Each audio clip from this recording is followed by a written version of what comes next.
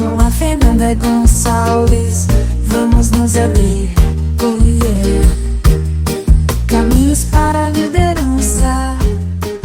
Você está ouvindo o podcast sobre liderança, produzido em parceria com o programa Sustenta a Vida, da Universidade Federal Fluminense. Fala, líder! Eu sou Fernanda Gonçalves, administradora, pós-graduada em Recursos Humanos, treinadora comportamental pelo FT, e no episódio de hoje falaremos sobre a humildade na liderança.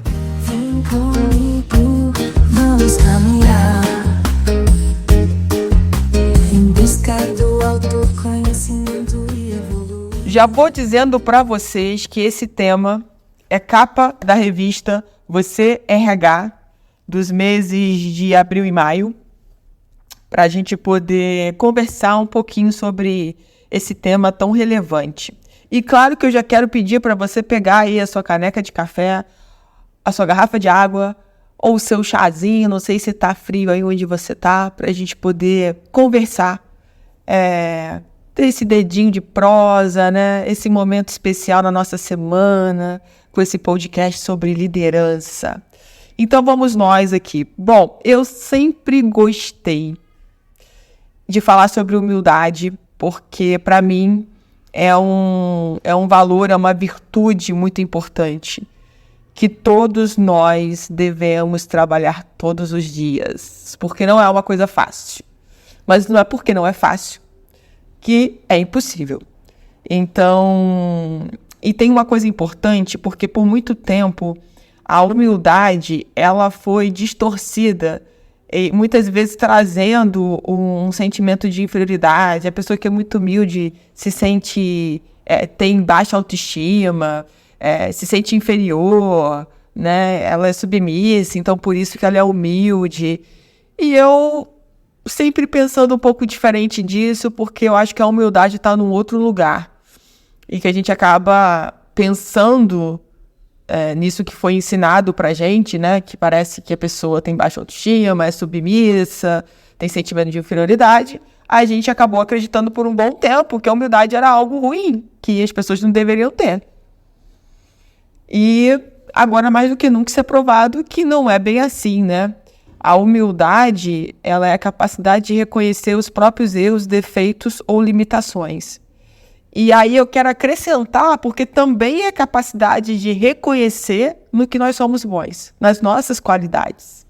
Então a gente precisa desse equilíbrio para ser uma pessoa humilde. Saber o que eu sou boa e saber no que eu preciso melhorar, né? Quais são as minhas limitações.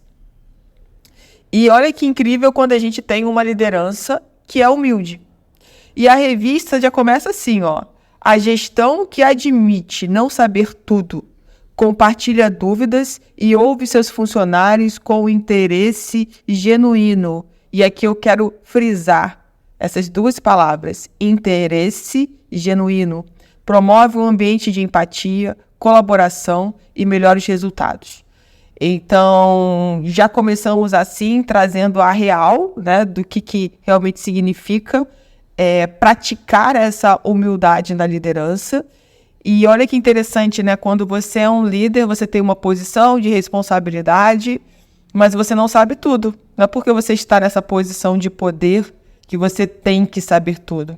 E quantos líderes se perdem nesse caminho e não deixam se acessar pela vulnerabilidade porque acreditam que as pessoas não vão mais confiar neles, porque eles não sabem tudo, porque eles têm dúvidas, porque eles precisam consultar outras pessoas ou consultar os próprios colaboradores. Aonde está o problema disso, gente?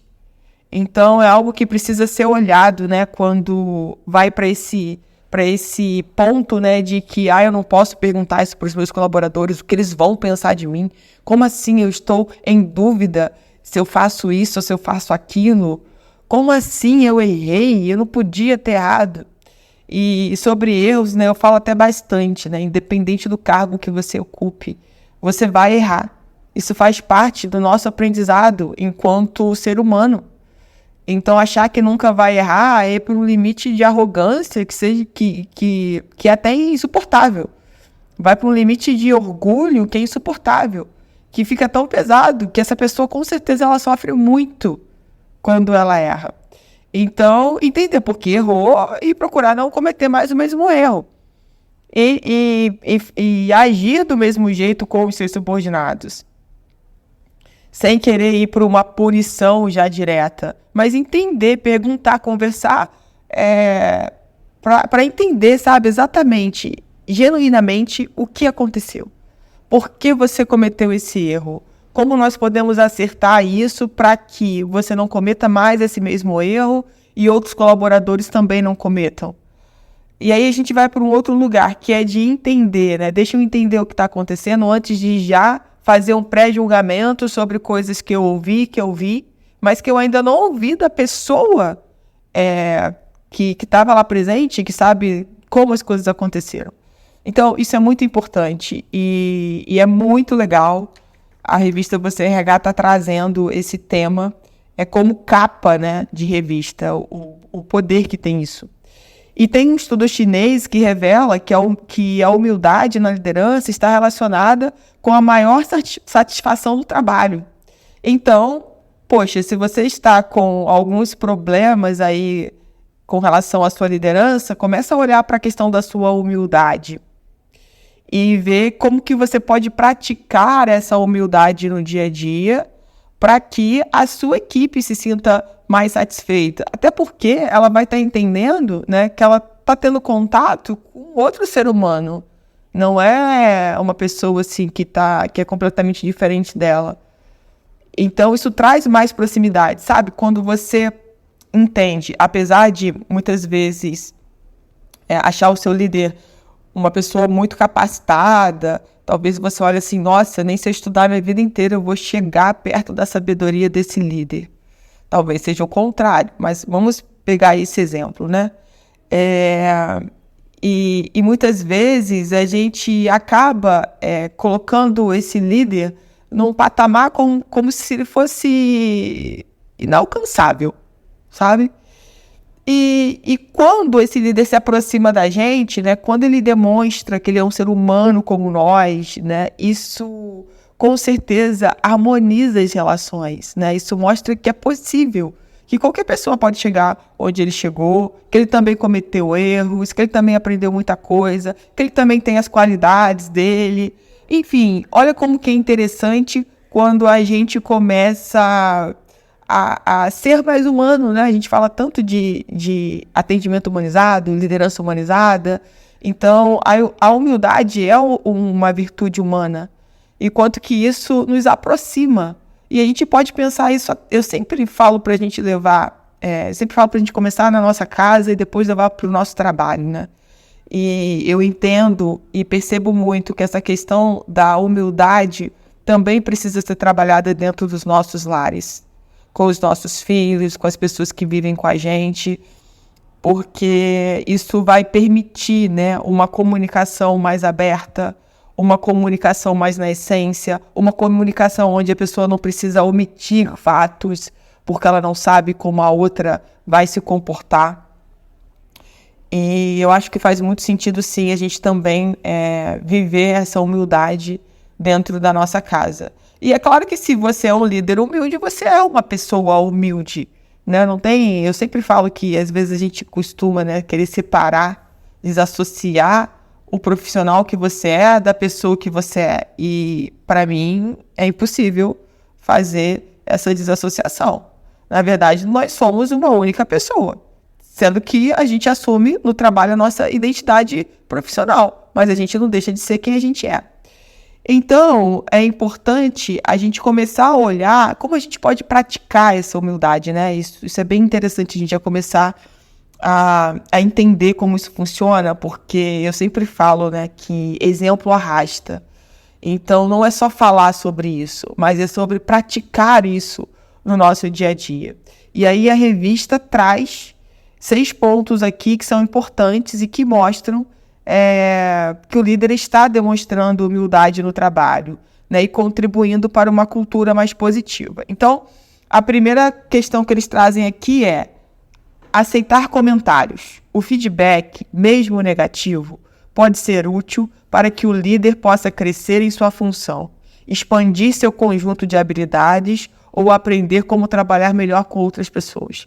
Isso é muito importante.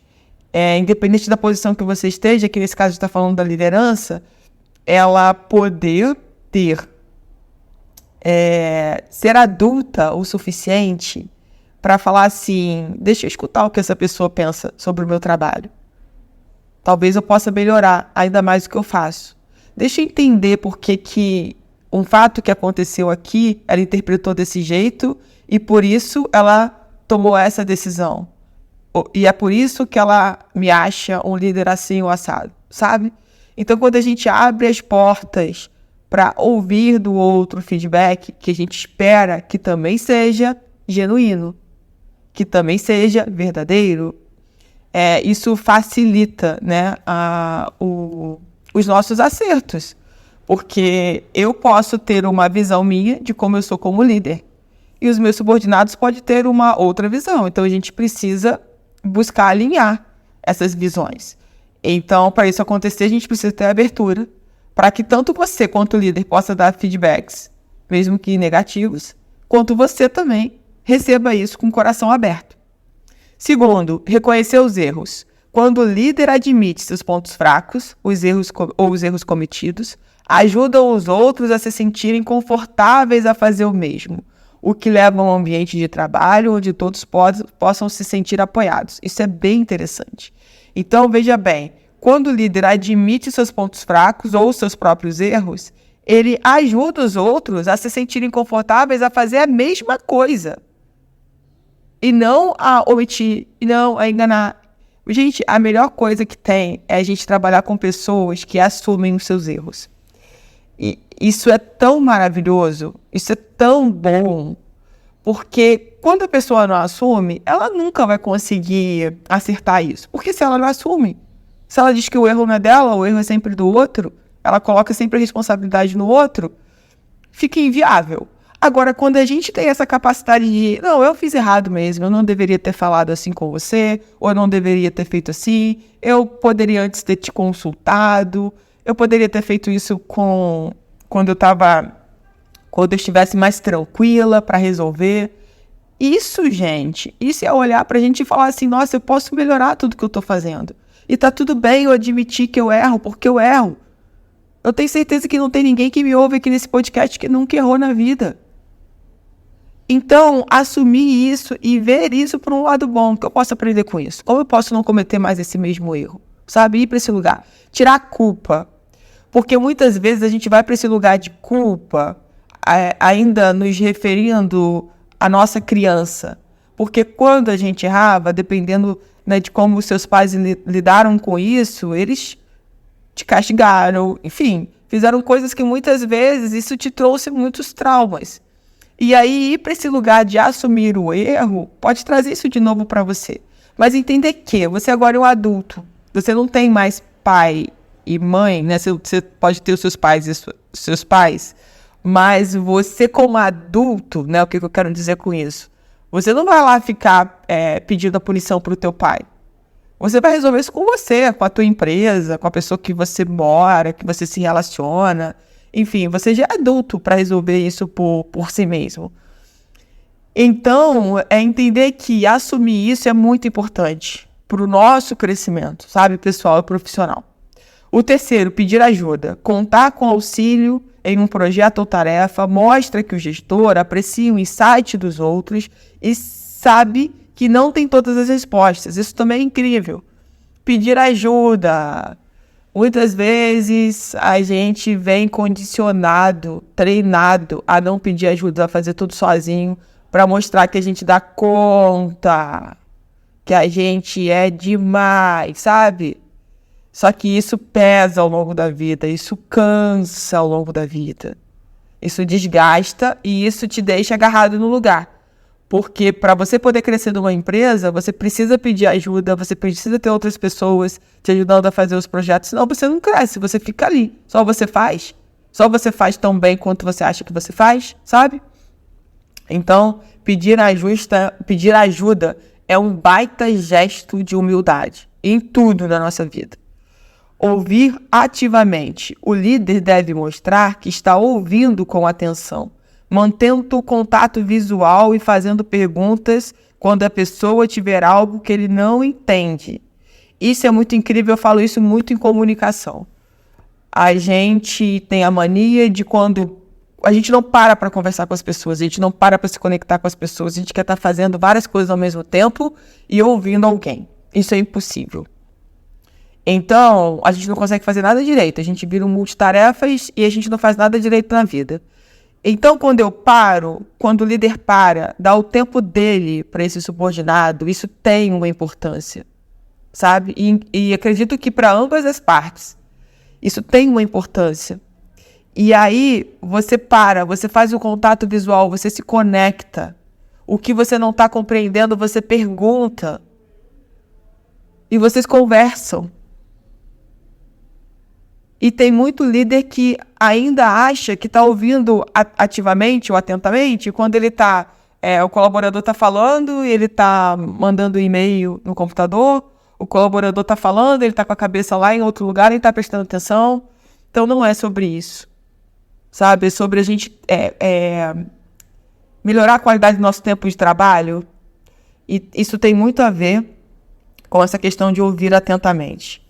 Aproveitar o momento presente, sabe? Às vezes aquele colaborador não vai ter coragem de voltar de novo para falar contigo. Ele perdeu a coragem.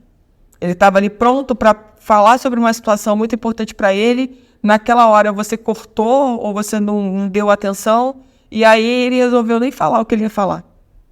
Então é muito importante o líder ficar atento com relação a isso, sabe? Se tem um colaborador te pedindo, ele nunca te pede nada, pediu 10 minutos de prosa com você, é porque tem algo importante que ele quer falar contigo, que ele quer compartilhar. Não menospreze isso. Semana que vem a gente vê isso. Não. Para ali o seu tempo agora e dê esse tempo de 10 minutos. Quinto, fazer perguntas. O gestor humilde deve procurar o conselho de outras pessoas e lhes pedir que analisem uma situação para ver se tem comentários que contribuam para uma solução. Isso é muito importante, gente. Todo mundo tem que ter um mentor. Eu colocaria essa quinta aqui, colocaria aqui a questão de todo mundo tem que ter um mentor para buscar ajuda, para fazer perguntas,